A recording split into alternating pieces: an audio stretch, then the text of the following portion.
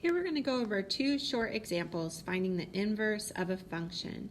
So if I am given this function y equals x plus 11, my first step is just to switch the x and the y.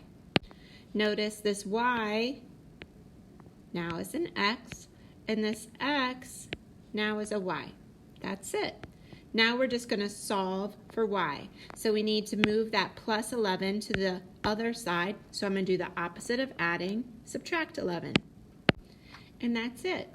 I can switch my y to the left side if I want using that commutative property. You can always switch sides.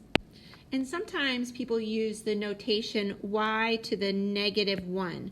Whenever you see that -1 up there, that is the notation for inverse. Now let's try one with a square root symbol in it.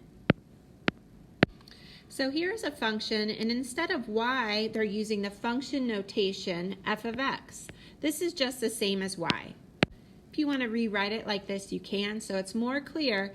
Now we're going to switch the x and y. And now we solve for y. So in order to solve for y, we need to get rid of that square root symbol, because that -15, that's just not a -15. I can't just add 15 to both sides because it's as if it is trapped underneath that square root symbol. First, we need to release it by undoing this square root symbol by doing the opposite, the inverse of square root, which is to square. So we're going to square this side, and we also need to square the left side. And what that does is it cancels out the square root symbol. Notice everything underneath that square root symbol stayed the same, the y minus 15.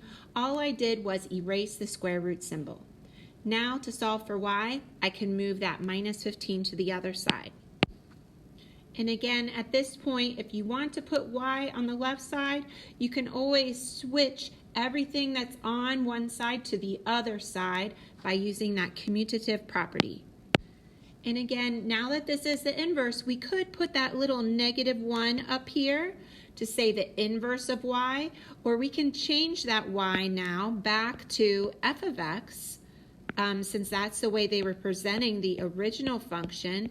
And this is now saying the inverse of the function f of x.